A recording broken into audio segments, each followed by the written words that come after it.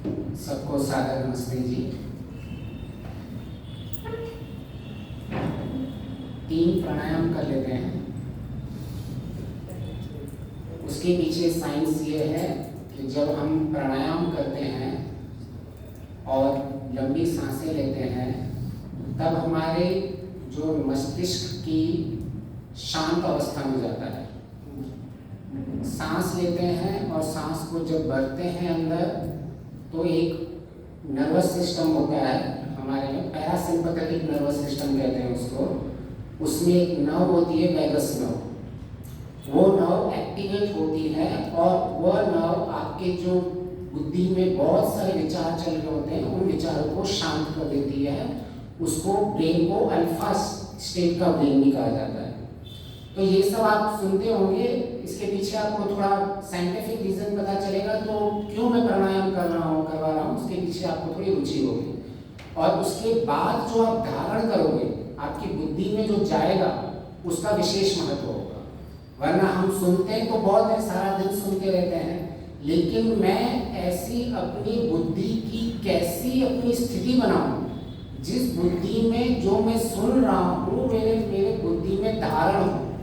तो हम गायत्री मंत्र को साक्षात्कार करते हैं, क्योंकि गायत्री मंत्र में यही हम प्रार्थना करते हैं। तो प्रार्थना से तो होगा नहीं, सेवक पुरुषार्थ भी करना पड़ेगा। तो उस गायत्री मंत्र के रिलेटेड हम पुरुषार्थ करते हैं प्राणायाम का। ठीक है, बस कुछ नहीं है, जैसे हमें आप पहले सांस को भरो, उसको थोड़ी देर तक रोको जितनी यथाशक्ति हो और फिर छोड़ो।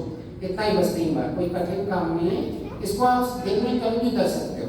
आपको लग रहा है आपके इमोशंस कंट्रोल नहीं हो रहे हैं, क्योंकि हम चर्चा अपनी इमोशंस मैनेजमेंट में कर रहे हैं। हमें लग रहा है कि मेरे इमोशंस जो है मेरे आउट ऑफ कंट्रोल हो रहे हैं, तो कभी भी आप इसको बैठ के इसका करते हो और इसको साक्षात भी देख सकते हो। आपके बिल्कुल आप शांत हो रहे हो, आपको अनुभव भी होगा।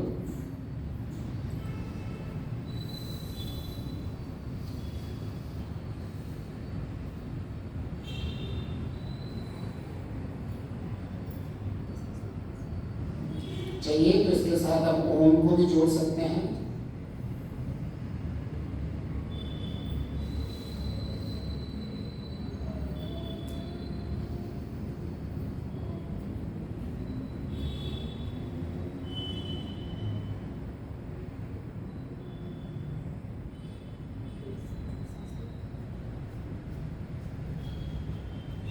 ओम, अभी आपकी बुद्धि बिल्कुल एक्टिवेट हो चुकी है। आप बहुत ही अभी एक ऐसी स्टेज में पहुंच गए हो जिसमें आपको जितना ज्ञान आप ग्रहण कर सकते थे पहले सामान्य स्थिति से, इससे ज्यादा आप कर सकोगे और उससे ज्यादा आपके जीवन में परिवर्तन हो सकता है। तो हमारे जीवन का लक्ष्य अत्यंत दुखों से मुक्ति और सुखों की प्राप्ति है। और इसमें कोई सीमा नहीं है या कोई वर्गीकरण नहीं है कि आध्यात्मिक व्यक्ति है केवल उसी का ये लक्ष्य है, भौतिक व्यक्ति है उसी का ये लक्ष्य है। कोई किसी भी दृष्टिकोण से देख ले, आध्यात्मिक हो भौतिक हो, हम सब इसी चीज के लिए प्रयत्नशील रहते हैं। मुझे किसी से जीवन में कोई मतलब नहीं अगर मेरे दुखों की निवृत्ति नहीं हो रही है। मुख्य है मेरे दुखों की निवृत्ति, अत्यंत दुखों की निवृत्ति और सुखों की प्राप्ति। तो हम इतना सारा ज्ञान संसार में लेते रहते हैं और इस प्रयत्न के लिए हम लगे हुए हैं। भौतिक लोग हो, आध्यात्मिक हो, जो भी हो, इस दृष्टि को लेके आगे बढ़ रहे हैं कि मैं कैसे अपने दुखों से निवृत्त हूँ। तो हम इतना सारा भौतिक ज्ञान भी लेते रहते हैं। आप उसको लाइफ स्किल्स कीजिए, लाइफ स्किल्स मैनेजमेंट कीजिए, मेंटल वेलबींग अभी बहुत शब्द यूज किया जा रहा है। यहाँ आप स्पेसिफिकली आध्यात्मिक बोल दीजिए, उसके अंदर आप दर्शन पढ़ेंगे, उपनिषद पढ़ेंगे, सत्यार्थ प्रकाश पढ़ेंगे, वेद पढ़ेंगे। कुछ भी इस ज्ञान को जब आप लेते हो तो कहीं ना कहीं हमें एक ऐसी दृष्टि चाहिए जो मूल हो, जिससे मैं साक्षात अपने दुखों से मुक्त हो सकूं। ज्ञान तो बहुत है और ज्ञान से दुखों की मुक्ति होती है, वो भी सही है, लेकिन ऐसा ज्ञान मुझे मिले आज जिससे मेरा आज के आज ही दुख कम हो। सबको इंस्टेंट मैगी चाहिए होती है ना, 2 मिनट में, आध्यात्मिकता में भी है। केवल हमें दृष्टि बदलनी पड़ेगी। हम तो महर्षि तो यहाँ तक भी जब हम संध्या करते हैं शीघ्र ही शब्द यूज करते हैं ना, धर्म अर्थ का मोक्ष की बात करते हैं, भाई मुझे टाइम नहीं है, मेरे को तुरंत मेरे दुख दूर होने चाहिए। लेकिन हमने कहीं ना कहीं ऐसी मानसिकता बना के रखी है कि आध्यात्मिक मार्ग में तो सालों तक कष्ट सहन करने पड़ते हैं तब जाके कुछ सुख मिलता है। ऐसा नहीं है। आपके दुखों की मुक्ति जितना जितना बस आप इसको करते रहोगे, आपकी दुखों की मुक्ति होगी रहेगी। तो हमारा लक्ष्य है अत्यंत दुखों से मुक्ति। तो हम जब विवेचन करें, समझने की कोशिश करें, सारे जो हमने शास्त्र पढ़े हुए हैं, जो भी जितना भी ज्ञान पढ़ा है, ऐसा कौन सा वाक्य है जो हमें सीधा सीधा सटीक इससे मिलता है। तो हमने सोचा चलो ये दुखों से मुक्ति की बात चल रही है, तो सत्यार्थ प्रकाश का 7वां समोल्लास पढ़ दिया, 9वां समोल्लास पढ़ दिया, तो हमें एक वचन मिलता है, पहाड़ जैसा दुख में भी आत्मबल इतना बढ़ जाता है। ये स्तुति प्रार्थना उपासना का फल है कि पहाड़ जैसा दुख भी आत्मबल से न घबराएगा और उसे सहन कर लेगा। ये वाक्य सिद्धांत मिलता है हमें सत्यार्थ प्रकाश से, और ये बिल्कुल सटीक है। मैं कह रहा हूं अत्यंत दुखों से मुक्ति, और यह महर्षि क्या कह रहे हैं, पहाड़ जैसा दुख। तो अत्यंत को कैसे आप डिफाइन करोगे? अत्यंत मीन्स बहुत बड़ा, और बच्चों के लिए या हम जैसे नॉर्मल के लिए बड़ा मतलब क्या, पहाड़। तो सीधा सीधा ये स्टेटमेंट, ये मेरा लक्ष्य है और उसका सीधा सीधा सॉल्यूशन मिल रहा है कि अगर आपके जीवन में पहाड़ जैसे दुख भी हैं तो आप उसको कैसे कम करोगे। उसका महर्षि जी ने उसका साक्षात सॉल्यूशन भी दे दिया कि आपका आत्मबल इतना बढ़ जाता है कि आप घबराएंगे नहीं और उसको सहन कर लेंगे। तो इसका सॉल्यूशन क्या है? दुखों की निवृत्ति जो बाहर से आ रही है वहां नहीं होने वाली है। दुख जो आलम्बन है वो चलते रहेंगे, जो बाहर से गतिविधियां होंगी चलती रहेंगी, वो आपका उसके ऊपर 100% कंट्रोल नहीं है। यहां हो रहा है कि इतने बड़े दुख होते हुए भी आप घबरा नहीं रहे, मीन्स आप पैनिक नहीं हो रहे। सिचुएशन आग लग गई है, सिचुएशन विचलित होने की हो गई है, महर्षि कह रहे हैं आप पैनिक नहीं हो रहे हो और आपने उसको सहन कर लिया है। अभी दूसरा एक इसमें शब्द आता है सहन कर लिया। तो प्रायः हम शब्दों में जब विवेचन करते हैं तो शब्दों की व्यापकता को नहीं समझ पाते हैं। हमारे लिए सहन करना क्या हो रहा है, हमारे लिए लौकिक शब्द है एक कि अरे 200 साल तक ब्रिटिशों ने हम पे राज किया, हमने इतना सहन किया और नहीं सहन करेंगे। इतने सालों तक मुगलों ने हम पे राज किया, हमने सहन किया, अब हम सहन नहीं करेंगे। तो प्रायः जैसे ही कोई कर्तव्य निष्ठा वाला व्यक्ति होता है उसको सहन करने की बात करते हैं, वो रिबेल करता है। आप किसी जो ये पराक्रमी हो और उसको आप ऐसे सहन करने की शिक्षा दे दो, वो स्वीकार नहीं करेगा। क्यों? क्योंकि उसकी सहन करने की परिभाषा वहां तक सीमित है कि मुझे किसी ने कुछ बोल दिया, मैंने सहन कर लिया, उसको सहन करना कहते हैं। नहीं, सहन करने की परिभाषा होती है मेरे सामने प्रतिकूल परिस्थिति आई, मैंने उसका शांतिपूर्वक समाधान कर दिया, उसको कहते हैं सहन करना। ठीक है?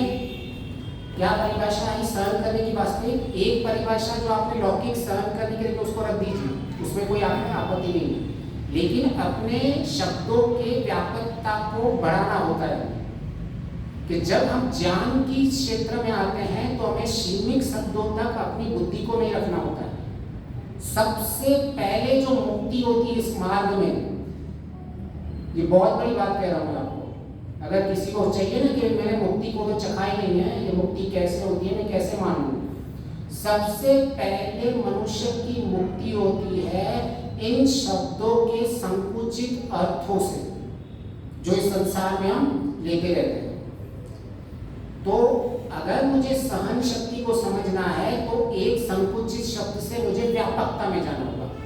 और जब आपकी स्थिति ऐसी हो जाती है कि जब आप संकुचित शब्दों से मुक्त हो जाते हो, तब आपके सारे संशय मिट जाते हैं। और ये वास्तविक में सबसे पहले साक्षात मुक्ति के दर्शन होते हैं। ऐसी मुक्ति जब आपको मिल जाती है तो आप और प्रेरणा में जाते हैं कि इन मुक्तियों से मैं अभी वास्तविक और अंतिम मुक्ति को प्राप्त करूं। अभी आपके जीवन में संशय नहीं रहता है कि इसने ऐसा बोल दिया, एक प्रवक्ता ने ऐसा बोल दिया, एक प्रवक्ता ने वैसा बोल दिया। हमारे हाथे जीवन के कंफ्यूजन्स तो ऐसे ही चलते रहते हैं। तो सहन शक्ति को हमने समझ लिया। सहन शक्ति का बहुत ही सिंपल अर्थ है शांति पूर्वक समाधान किसी भी परिस्थिति का निकालना। तो अगर हम जीवन में महर्षि कहते हैं कि ये फल सबसे बड़ा फल है जीवन का, महर्षि जो बता रहे हैं कि दुख तो पहाड़ जैसे होंगे। यहाँ कोई महर्षि ऐसा कोई फॉर्मूला नहीं देंगे कि आप इतने बड़े सन्यासी हो जाओगे और बाद में जो जादू की लकड़ी आ जाएगी और आपके दुख खत्म। यहाँ आर्य समाज में वैदिक में ऐसा नहीं होता। यहाँ दुखों का सामना किया जाता है, यहाँ परिस्थितियों का सामना करना सिखाया जाता है। यहाँ भगोड़े नहीं है सारे। दूसरी संप्रदायों में ऐसे जादूगर होते होंगे, यहाँ हमारे पास ऐसे जादूगर नहीं है। हमारे पास तो ज्ञान का जादू देते हैं कि ज्ञान इतना परिपक्व हो जाता है कि वो परिस्थिति भी हमें आलम्बन भी हमें अपने अनुकूल हमें रखती है। इतना उचित ज्ञान हो जाता है। वरना दूसरे आप कहीं भी ज्ञान में देखोगे तो वहाँ यही बात की जाएगी कि आपको बात में ठीक है, आप घरों से लड़ाई झगड़ा हो गई, संन्यास ले लो, ऐसी बातें करेंगे आपके सामने। लेकिन यहाँ नहीं, आपको परिस्थितियों का सामना करना है। क्यों? क्योंकि इन सब परिस्थितियों के जो हमारा अंतिम लक्ष्य है, उसको अंतिम लक्ष्य को प्राप्त करने के लिए एक कसौटी है। वह कसौटी है अंतःकरण की शुद्धता। आपके लिए जीवन में अंतःकरण शुद्ध हो तभी ही आपका अंतिम लक्ष्य प्राप्त हो सकता है। तो जो जिसको प्राप्त करना है हमें अंतिम लक्ष्य को, अत्यंत दुखों से मुक्ति, ईश्वर की प्राप्ति, जिसको भी आप जैसा भी समझ लें, उसके लिए मुख्य है ये कसौटी अंतःकरण की शुद्धता। अंतःकरण की शुद्धता में सबसे पहले ये शब्द आता है सहनशील। जिसके जीवन में सहनशीलता नहीं है वो जीवन में आध्यात्मिक मार्ग तो छोड़ दो, भौतिक मार्ग में भी सफल नहीं हो सकता। अगर हम जीवन के अंदर वो छोटी सी फैमिली भी नहीं चला सकता, वो कहीं ऑफिस में भी काम नहीं कर सकता, वो स्कूल में भी नहीं अच्छी तरह से पढ़ सकता, अगर उसके जीवन में ये सहनशीलता का मूल मंत्र नहीं दिया हुआ है। तो महर्षि ऐसे नहीं थे कि केवल एक आध्यात्मिक जीवन को सशक्त बना देते। एक सामान्य से सामान्य वाला जीवन जीने वाला है, उसके जीवन में कैसे परिवर्तन हो ऐसी चाबी दे दी, जिसको कहते हैं ना संजीवनी। हर जो हमारी अगर कोई परेशानियां है, दुख हो, दर्द हो, बीमारी हो, सबको एक दवा काम आ जाए। तो आप इस वाक्य को कहीं भी लगा के देख लीजिए। आप छोटे हो, बड़े हो, किसी व्यवसाय में हो, अगर इस वाक्य आपके जीवन में बदलाव लाएगा ही लाएगा। इतना महान वाक्य है ये, इतना बड़ा सिद्धांत दिया हुआ महर्षि। तो अगर जिसको ये समझ में आ गया कि मेरे जीवन के अंदर परिस्थितियां आएंगी, मेरे जीवन में विपरीत स्थितियां आएंगी, लेकिन मैं उसके लिए अनुकूल हो जाऊं तो आपके सारे दर्द हट जाएंगे। तो हम प्राय जब देखते हैं तो आंतरिक स्थितियां हमारी 4 प्रकार की होती हैं। जब मैं कहता हूं कि मेरे ऐसी परिस्थिति हो कि जिसमें अब मैं अपना समाधान निकाल दूं, तो पहली परिस्थिति होती है कि मेज में आलंबन आया, बाहर से प्रतिकूलता कह दो, आलंबन का जो वो आया, जिसमें मेरे शरीर में सक्रियता होती है और दूसरी मेरे सूक्ष्म शरीर में सक्रियता होती है। सूक्ष्म शरीर को अंतःकरण कहते हैं, मतलब अभी हम मोटी मोटी बातें में समझेंगे, और हमारा ये बाहर का शरीर तो हम जानते ही हैं। तो ये सक्रियता होती है बाहर के शरीर में सक्रियता, मतलब सपोज मुझे किसी ने क्रोध दिला दिया, ठीक है, तो मैंने क्या किया, मेरे शरीर के अंदर ब्लड सर्कुलेशन बढ़ जाएगा, मसल कॉन्ट्रैक्शन बढ़ जाएंगे और मेरा मन विचलित हो जाएगा। ये पहली स्थिति हुई।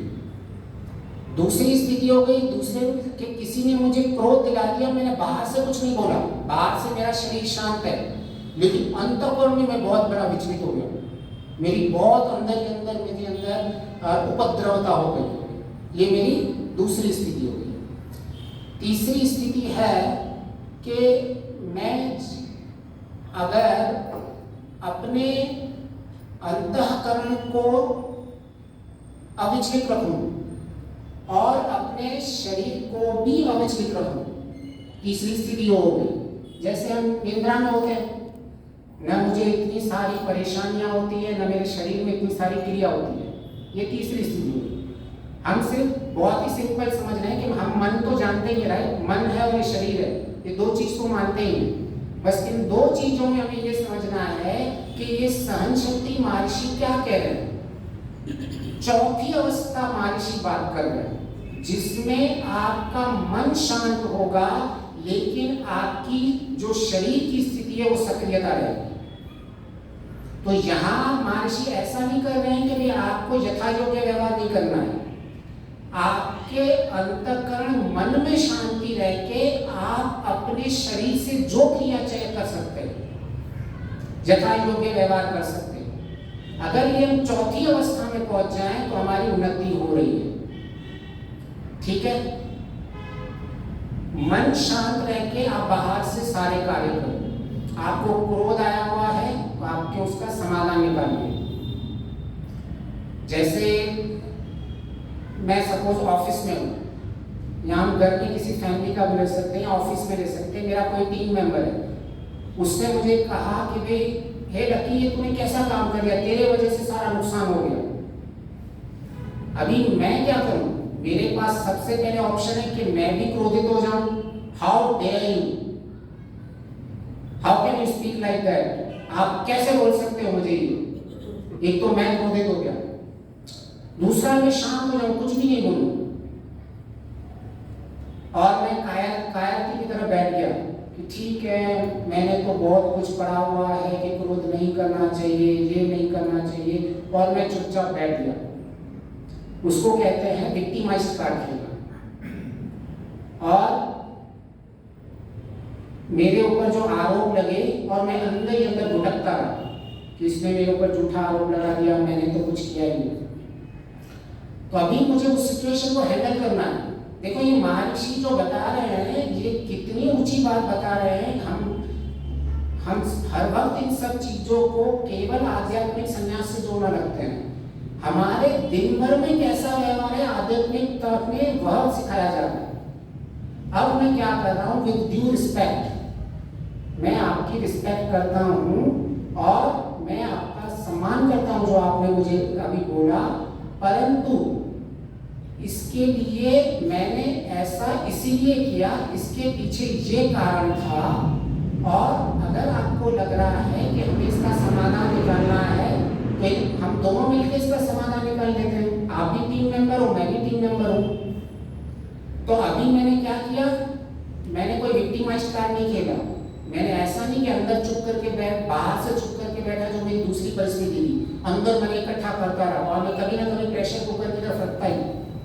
हमें लगता है ऐसा, हमने बाहर से कुछ नहीं बोला, लेकिन अंदर से अंदर हम प्रेशर बना रहे होते। और कभी कभी लगता है कि मैंने ऐसा कुछ बोला ही नहीं, सामने वाला इतना उत्तेजित हो क्यों गया।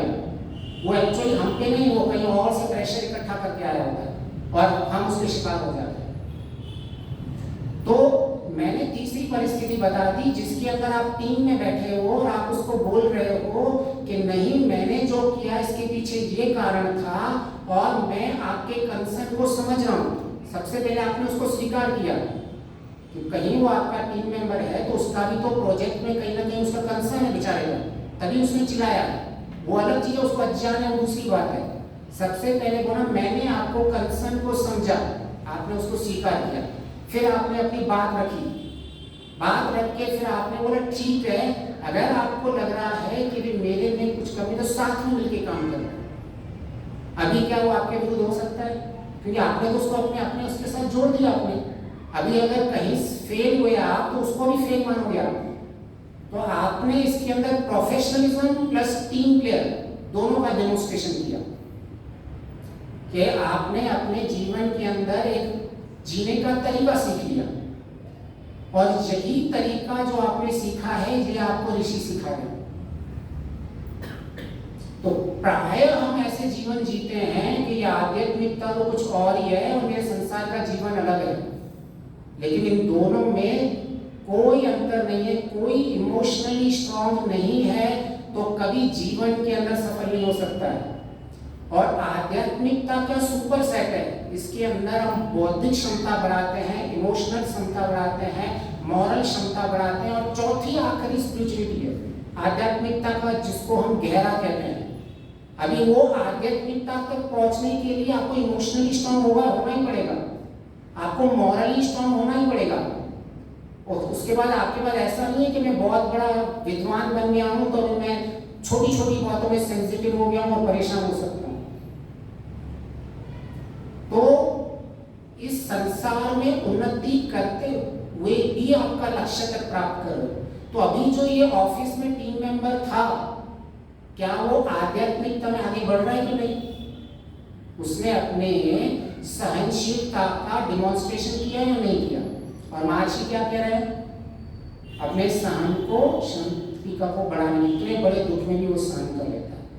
तो जो बहुत बड़े बड़े भाषण दे रहा है, यहाँ बैठकर प्रवचन दे रहा हो, बहुत बड़ी बड़ी संन्यास की बातें कर रहा हो, लेकिन अगर उसके जीवन के अंदर सहनशीलता नहीं है, तो सहनशीलता कसौटी है कि मैं कितना आगे जीवन में बढ़ा हूं।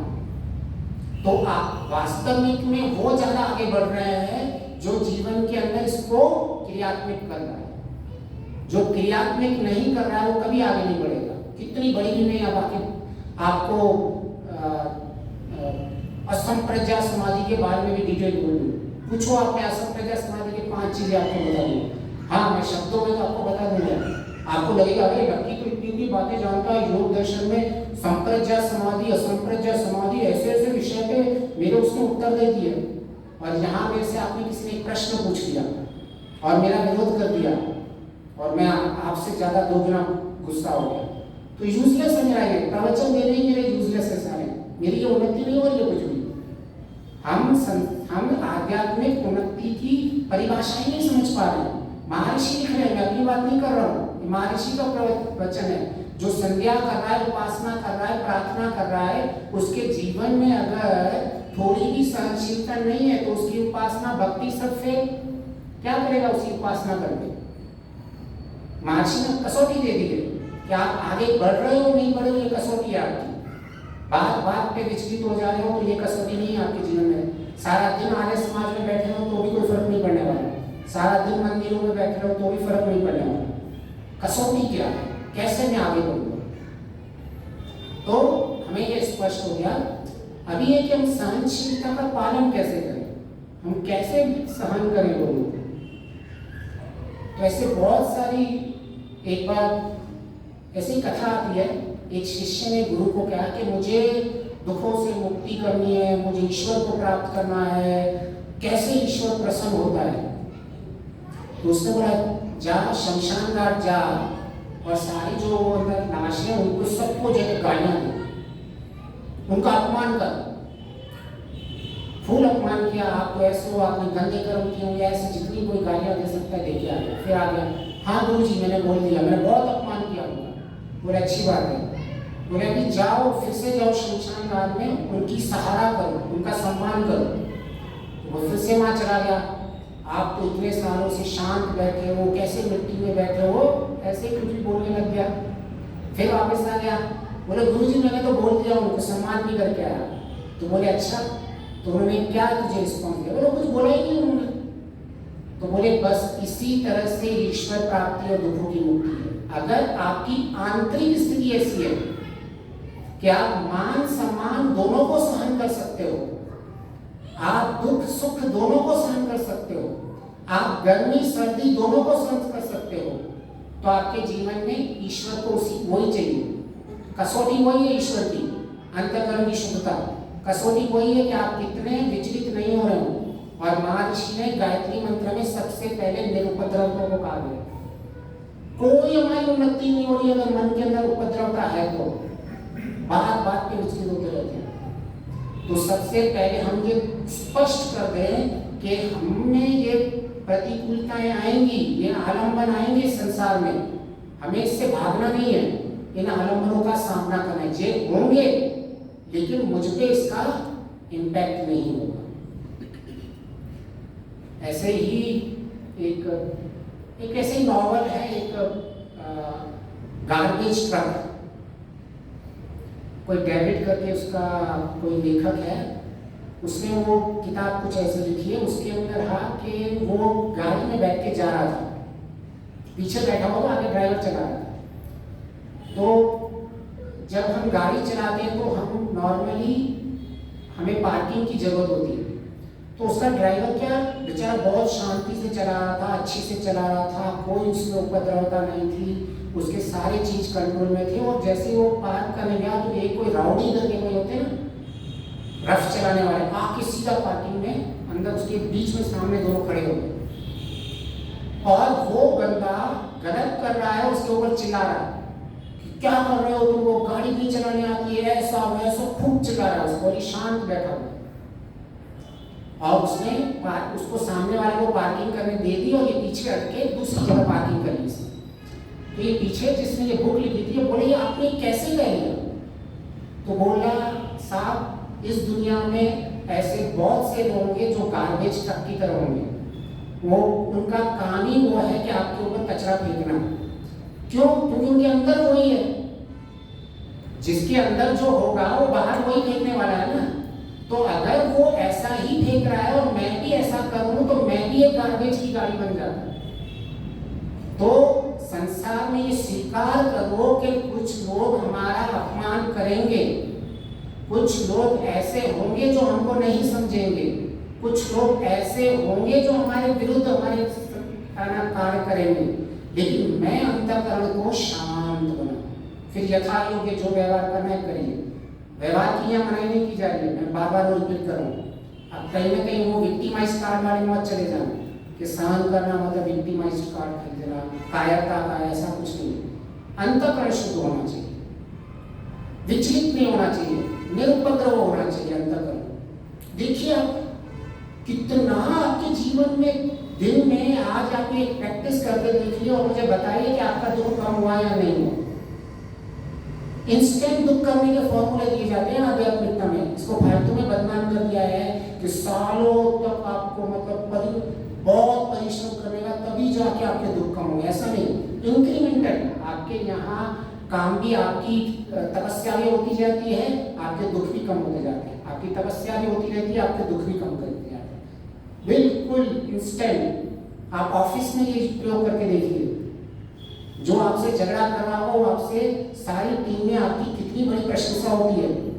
आप देख लेना महर्षि के इस शब्द को, जिसने वाक्य को समझ लिया है उसके बुद्धि में कहीं भी कंफ्यूजन नहीं रहता है। एक बार महर्षि दयानंद जी को जिसने समझ लिया है, वो कोई ऐसे नहीं होगा कि भाई आज किसने एक शब्द बोल दिया तो उसपे उसको संशय होने लग गया, दूसरे वक्ता ने दूसरा बोल दिया।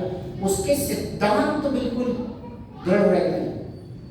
उसको क्या, उसको क्लियर पता है कि जब मैं ये सहन शक्ति की प्रैक्टिस कर रही हूँ या कर रहा हूँ तो मेरे अंदर सत्व गुण प्रदान उभर रहा है और मेरी अंतिम स्थिति शुद्ध अंतःकरण की वही आती है जब आपका सत्व गुण प्रदान चित्त अपनी नेचुरल स्थिति में आ जाता है।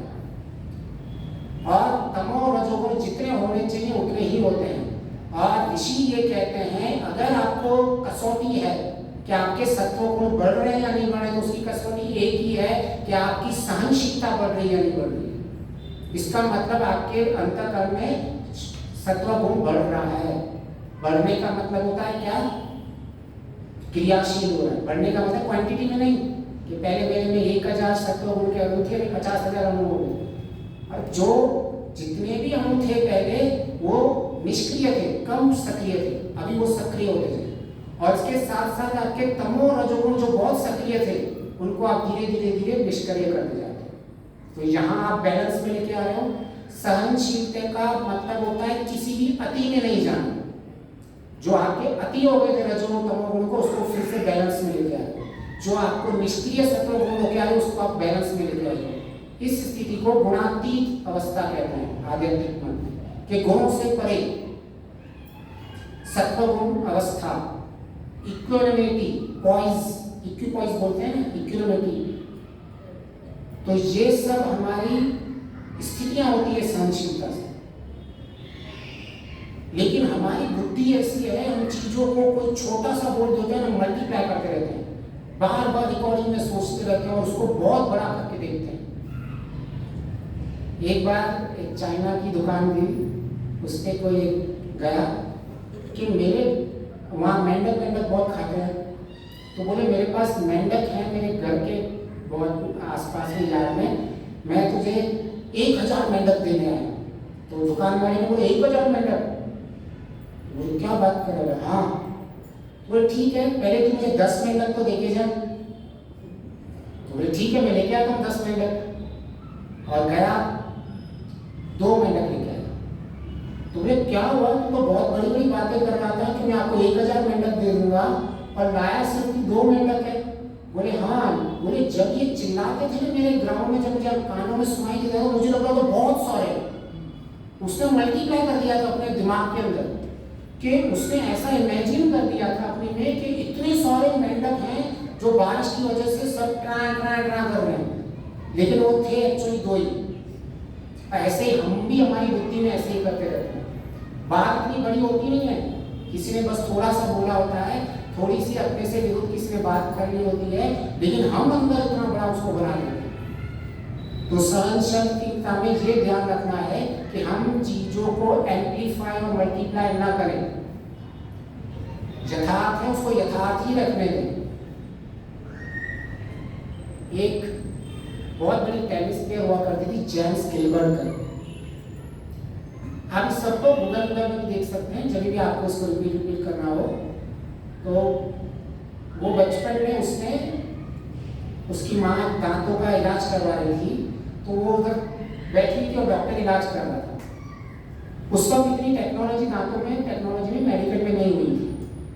तो जब इलाज करवा रही थी तो उसकी माँ की मृत्यु हो जाती। उसने उस स्थिति का बुद्धि में इतना प्रभाव पड़ा कि वो तो बहुत छोटी थी, फिर वो बड़ी हुई, उसने कभी भी दांतों के प्रॉब्लम के लिए डॉक्टर को दिखाया ही नहीं। इतना उसकी भयभीत हो चुकी थी वो उस स्थिति से, उतना उसने मल्टीप्लाई कर दिया था। फिर ये दांतों की स्थिति इसकी इतनी खराब होने लगी है कि डॉक्टर ने बोला आपकी एक छोटी सी सर्जरी टाइप करनी होगी, और वो सर्जरी कोई बड़ी नहीं है, बस थोड़ा बहुत करेंगे हो जाएगी। वो बोले ठीक है, अभी कोई मेरे पास उपाय नहीं है। वो जाके बैठ गई। उस डॉक्टर ने केवल उसके दांतों पे टच करके उसको थोड़ा सा दर्द होगा, उसकी उधर ही मृत्यु हो गई। ये आपको गूगल में स्टोरी भी मिल जाएगी और ये रियल स्टोरी है। तो हुआ क्या एक्चुअली, प्रॉब्लम कहाँ है? हमारे परिस्थितियों में प्रॉब्लम है, हमारी बुद्धि में प्रॉब्लम है। इतना उसने गहरा कर दिया था अपने उस इंसिडेंट को, इतना उसने अपने अंदर डर पैदा कर दिया था कि वो जीवन में उस चीज को स्वीकार कर ही नहीं पाई कि मैं इसका कुछ कोई बड़ी बात नहीं है। ऐसे हम भी करते रहते हैं, छोटी सी परिस्थिति को इतनी बड़ी बना देते हैं बुद्धि के अंदर कि वो बहुत बड़ी लगने जाती है। तो हमें इसका ध्यान रखना होता है। सहन शक्ति को जब डेवलप करना होता है तो हमें श्योर करना होता है कि हम छोटी छोटी चीजों को बड़ा ना बनाएं, परिस्थितियों का सामना करें, परिस्थितियों से भागे नहीं। ये गृहस्थ आश्रम इसीलिए मिला हुआ है। कोई कहेगा कि गृहस्थ आश्रम का क्या फायदा है, क्या लाभ है? तो ये लाभ, बहुत बड़ा लाभ है गृहस्थ आश्रम का। इसमें आप अपने आप को परिस्थितियों के अगेंस्ट प्रिपेयर करते रहते हो। ये प्रिपरेशन वाली चीज बहुत इंपॉर्टेंट है। जैसे IAS, IPS, IIT के लिए सब प्रिपेयर होते हैं ना, ऐसे ही हमें ये जीवन प्रिपेयर करने के लिए मिला रहता है। इसका आपको लाइव उदाहरण मतलब जो एक हमारी घटना मिल जाएगी संसार में, नेल्सन मंडेला की। वो जब प्रेसिडेंट बन रहा था तो किसी रिपोर्टर ने पूछा क्या 27 साल जेल में रहे, कैसे सर्वाइव किए? 27 साल जेल में रहना, सर्वाइव करना कोई बड़ी छोटी बात नहीं है। आज हमको कोई 27 मिनट भी शांत करके या 27 दिन भी रख दे तो हालत खराब हो जाए। 27 साल आप कैसे सर्वाइव किए? उसने बोला मैंने सर्वाइव नहीं किया, मैंने प्रिपेयर किया अपने आप को। वो कोई सर्वाइव नहीं किया, बोले हर दिन मेरे पास विपरीत परिस्थिति आती थी, हर दिन मुझे जेल में, क्योंकि उसके रंग के कारण उसको बहुत भी कठिनाइयां भी हुई है, उसके जीवन में कष्ट झेले। बोले हर वक्त ये गोरे मुझे परेशान करते रहते थे। तो उन गोरों ने उसको कितना परेशान किया होगा एक जेल के अंदर, वो भी 27 साल तक किसी को परेशान किया है। उसने अपने आप को प्रिपेयर किया है। ऐसे ही हमें भी अपने जीवन में ये आश्रम, ये व्यवस्था, ये वर्ण व्यवस्था हमें प्रिपेयर करवाने के लिए होती है कि हम परिस्थितियों से प्रिपेयर हो, अपने अंतःकरण को अविचलित कैसे बनाए रखें, इसकी हमें प्रेरणा मिलती है। तो ऐसे ही ये जीवन को आनंद पूर्वक जीते रहना है। परिस्थितियां आएंगी, दुख आएंगे, सुख आएंगे, गर्मी आएगी, सर्दी आएगी, इनको सहन करना सीखना पड़ेगा। सहन करने का बहुत ही सिंपल है, शांत रह के समाधान निकालना है। जब हम शांत पूर्वक समाधान निकालते हैं ना, हम कहते हैं ना शांति पाठ हर बार कहते हैं ना, देव शांति, अंतरिक्ष शांति, क्या फर्क पड़ेगा, बोलते रहो जीवन भर। अंत में सब में शांत है, श्यामा शांति, मेरे मन में शांति हो, मुख्य तो वो है। लेकिन हम सालों से शांति पाठ करते आ रहे हैं, कोई जीवन में परिवर्तन नहीं। कि इतना अंतरिक्ष में शांति है, सारे कार्य चल रहे अंतरिक्ष में, अंतरिक्ष रुका तो नहीं हुआ है ना। कोई बोले अंतरिक्ष में तो कुछ है ही नहीं इसीलिए शांति है। अंतरिक्ष में कितनी भागदौड़ मची हुई है, कितनी पृथ्वी पे हलचल चल रही है, कितनी हमारे जीवन के अंदर पानी में आपका उछल बदल हो रही है।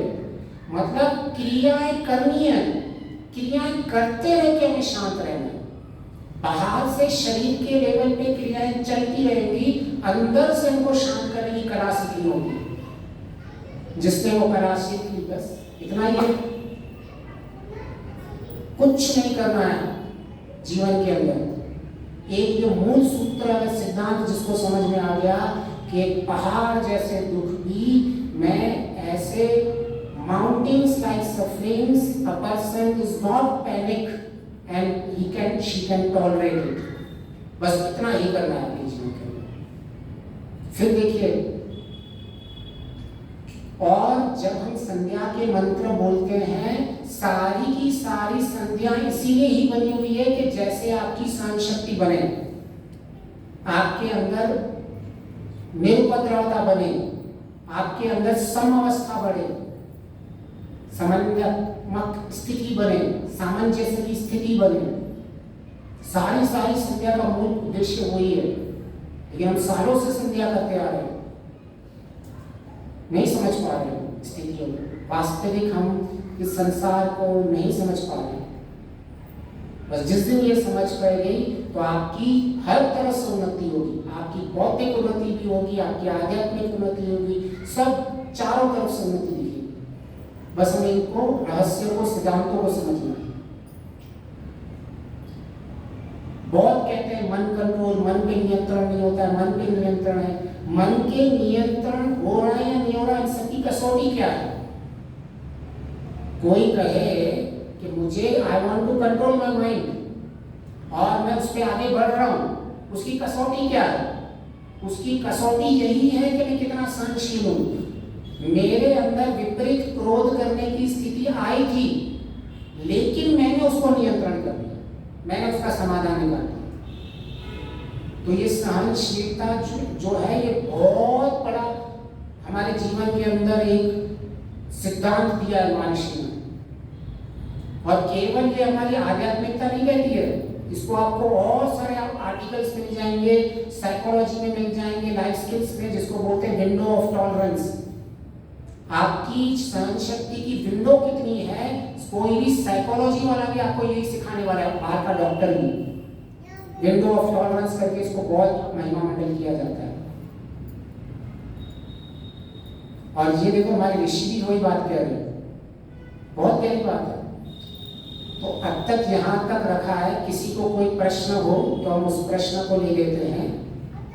और ये प्रश्न की जो हमारे यहाँ जो परंपरा है वो वेदों से ही आई है। वेदों में भी सिखाने का तरीका ऐसा ही है कि प्रश्न कई जगह पूछे हैं, कोई उपनिषद भी ऐसे प्रश्न उपनिषद। और प्राय आप जब यज्ञ करते हो तो आहुतियां डालते हो, तो ये प्रश्न पूछना भी एक ये विज्ञान यज्ञ में आहुति है। आप उससे ही पुण्य कमा सकते हो, किसी को पुण्य ज्यादा चाहिए तो अगर किसी को कोई प्रश्न हो तो पहले वो प्रश्न ले लेते हैं, नहीं तो इसको समापन की ओर लेके चलेंगे और भी आगे इसमें चलेंगे कि कैसे हम जीवन के अंदर दुखों की निवृत्ति, बस इतना ही समझना है कि मुझे ऐसा कार्य करना है कि मेरी दुखों की निवृत्ति आज की आज होनी चाहिए। हाँ जी, मेरा प्रश्न है कि हम जब जैसे गीता महाभारत में देखते हैं, श्री कृष्ण थे, उन्होंने भी कहा था कि मैं तुम्हारे 100 दोष माफ करूंगा, वो कार्य किए जा रहे हैं। शिशुपाल, हाँ। और उसके बाद में ये डॉक्टर सुदर्शन चक्र पर चला गया।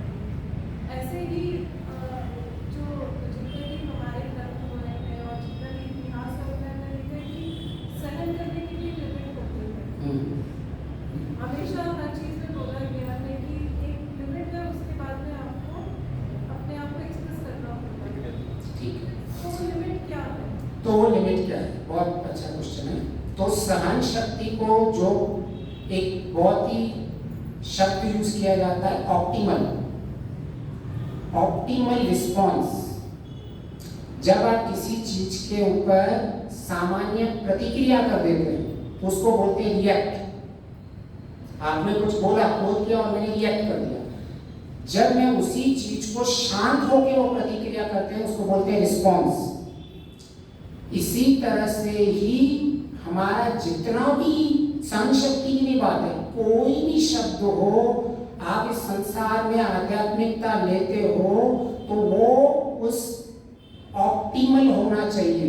ऑप्टिमल का होना होता है यथा योग्य यथार्थ, जिसका तात्पर्य होता है कि किसी भी चीज में अति नहीं होना। तो आपकी सहन शक्ति की अति नहीं होनी चाहिए जिस परिभाषा में आप बात कर रहे थे। लेकिन जिस परिभाषा की मैंने सहन शक्ति की मैंने दी, उसके अंदर कोई लिमिट नहीं। शांत रह के समाधान करना, तो इसमें तो आपके पास कोई लिमिट है ही नहीं ना। आप कितने भी शांत में, बहुत बड़े आप बोले नहीं मैं सिर्फ 10% शांत रहना चाहती हूँ, ऐसा कोई लिमिट की जरूरत नहीं है। मैं सिर्फ 50% शांत रहना, जितना आप शांत रहना चाहोगे और समाधान के लिए आप लिमिट को बाहर से तोड़ सकते हो। ये परिभाषा वहां आएगी जिन्होंने सहन शक्ति की भौतिक परिभाषा दी है कि किसी ने मुझे क्रोध की ऐसी मेरे साथ बुरा किया, मेरे को एक झापट मारा और मैंने दूसरा गाल दे दिया, ऐसी परिभाषा वेद नहीं करता। वेद क्या कहता है, किसी ने आपको झापट मारा है तो आप उसके साथ यथा योग्य व्यवहार करो। मुझे ये चाटा मेरे माँ बाप ने मारा मुझे कुछ सिखाने के लिए, तो आप सहन कर लो। ये चाटा मुझे कोई एक दुष्ट मार रहा है, उसको 2 चाटे मार दो। ये चाटा मुझे कोई गुरु मार रहा है, मैं शिष्य हूं तो मैं सहन कर लूंगा। तो यह जो उत्तर आपका जो आएगा वह बाहर की प्रतिक्रिया जब करनी है उसके लिमिट में है, जब हम सहन शक्ति को भौतिक वाला परिभाषा में लेंगे। लेकिन जो आध्यात्मिक परिभाषा है सहन शक्ति की, जिसके अंदर तो मुझे बड़े बड़े दुखों को सहन करना है, इसका तात्पर्य है बड़े बड़े दुखों का मुझे शांत पूर्वक समाधान निकाल देना है। तो जब श्री कृष्ण ने चक्र चलाया, उन्होंने समाधान निकाल दिया। उन्होंने वो अपने अज्ञान की परिभाषा नहीं कि तू जो भी कुछ करता रहे, कि भाई तूने अभी जो भी कुछ किया है अभी तुझे उसका मैं ये जो चक्र चलाना है ये मेरा समाधान है। लेकिन मुख्य वो है कि श्री कृष्ण उपद्रवी नहीं हुए। मुख्य वो नहीं है हमने बाहर प्रतिक्रिया की कि नहीं की। चाहते तो श्री कृष्ण माफ भी कर सकते हैं, उसमें कोई बड़ी बात नहीं होती। मुख्य यह था कि श्री कृष्ण के मन में कभी उपद्रवता नहीं है। हमें अपना केंद्र उस तरफ बनाना है। बाहर की प्रतिक्रिया करेंगे तो इसका कभी आपके संशय हमेशा बने रहेंगे। आज की समाज की स्थिति में भी ये संशय बने रहेंगे कि लोग जो है बांग्लादेश में कितने उग्र हो गए तो क्या मैं सहन कर लूं? नहीं, आपको उसका समाधान निकालना है। कि मुख्य क्या है? अंतःकरण में उपद्रवता नहीं होनी चाहिए, मन में उपद्रवता नहीं होनी चाहिए। बड़े बड़े दुख आएंगे, मैं उसका समाधान निकालूंगा। इसी को ही गीता में समत्वम स्थिति कहा गया है। योग समत्वम कहा गया है, कर्म कुशलम योग। आपके कर्म इतने कुशल हो जाते हैं कि आपकी अंदर समत्वम स्थिति बन जाती है और आप उसका योग भी बन जाता है। तो ये सहनशीलता अपने आप में योग भी है। अगर आपको ऐसा लगे ना कि योग का कैसे पालन करूं, तो आप सहनशीलता का पालन करोगे। मैं बाहर से उसकी डेफिनेशन को रिपीट कर लेता हूं। शांत पूर्वक समाधान निकालना को कहते हैं सहनशीलता। ठीक है, सबका बहुत बहुत धन्यवाद। जी बोलो, आगे बोलो।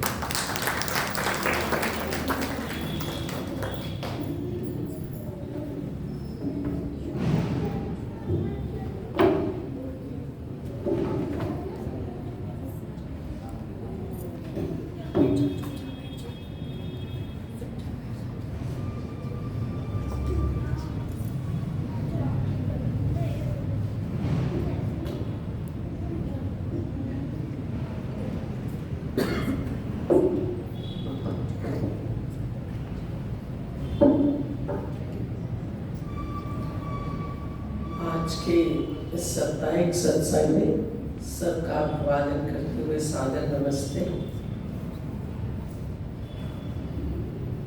बहुत सुंदर और अगर मैं ये कहूँ कि जीवन में अत्यंत उपयोगी बात सहनशीलता। यज्ञ में हर दिन प्रतिदिन जब हम यज्ञ कर लेते हैं तो आखिरी मंत्र अगर आप लोगों को याद हो, तेजोमसि तेजोमयी देवी, बलमसि बलमयी देवी, वीर्यमसि वीर्यमयी देवी। अंत में क्या आता है? सहोमसि सहोमयी देवी।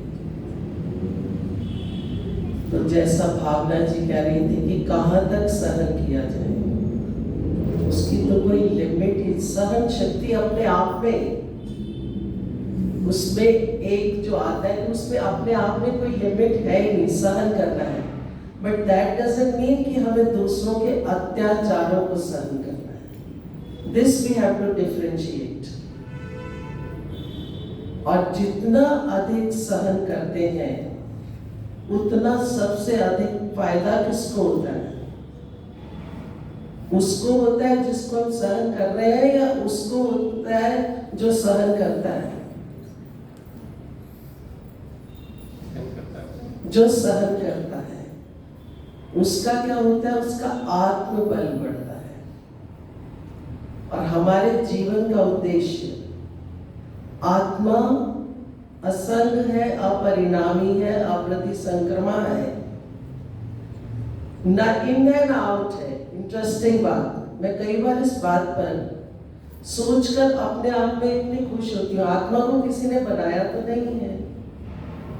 गॉड फॉरबिडन अगर किसी ने बनाया होता और इसमें बाहर से भी कुछ जाता और अंदर से भी कुछ बाहर आता, तो हम कल्पना कर सकते हैं कि उस आत्मा का बचता क्या।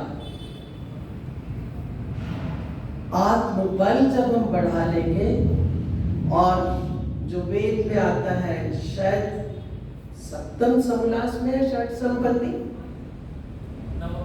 नवम में है, हाँ नवम में षट संपत्ति। मैं अक्सर कहा करती हूँ कि जो गरीब होता है ना, गरीब को तो भगवान भी नहीं पूछता।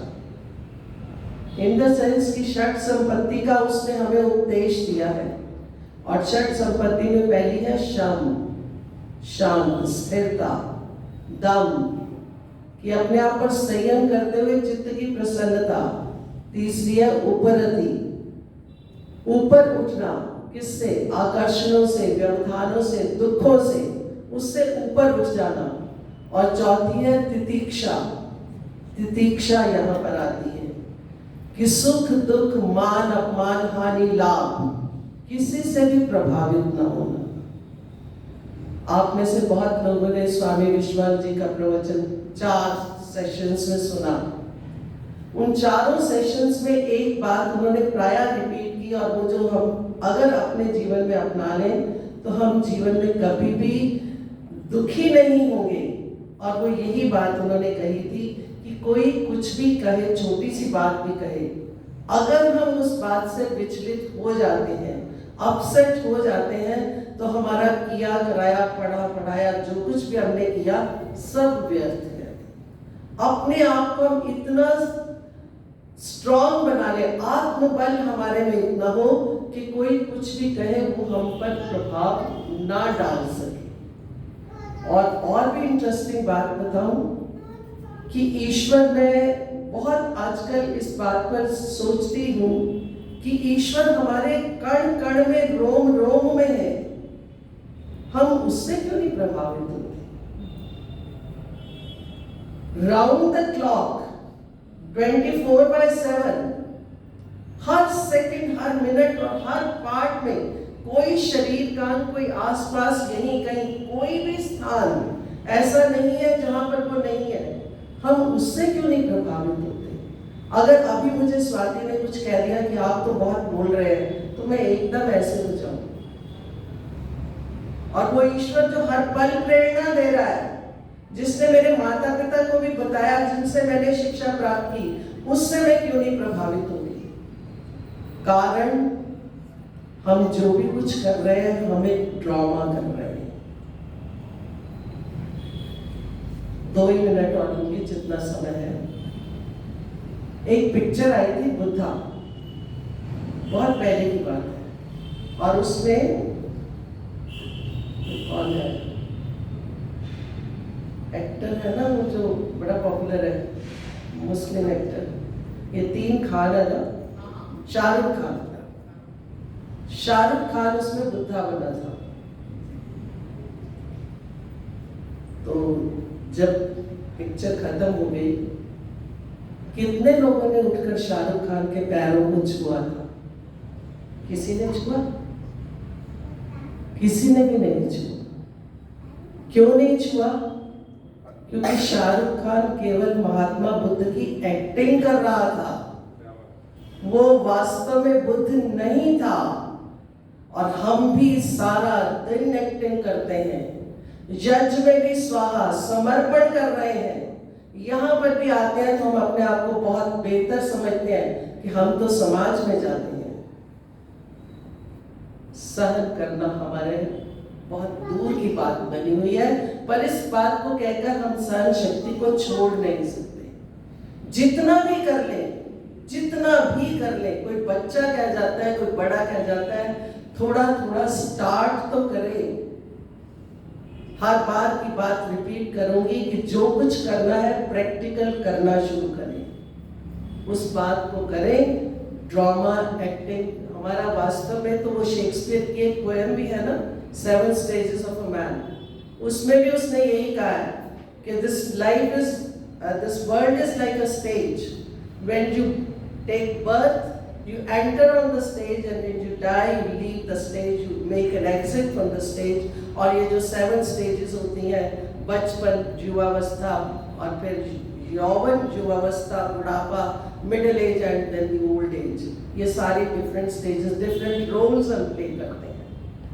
तो बेहतर है कि हम वो एक्टिंग करना छोड़ दें और वास्तविकता में आकर छोटी छोटी बातों को एक दूसरे को सहन करना शुरू करें। बहुत बड़ा गुण है और सबसे बड़ी इमीडिएट, जैसे कि लकी कह रहा था, इमीडिएट हमें उसका रिवॉर्ड मिलता है। और इमीडिएट रिवॉर्ड क्या है कि हम बड़े शांत रहते हैं। जिस शांति के पीछे लोग भाग रहे हैं, हमें अपने आप में अंदर एक सुकून महसूस होता है। तो भगवान करे कि हम इन बातों को समझ पाए और इनको अपने जीवन में ला पाए। धन्यवाद करती हूँ।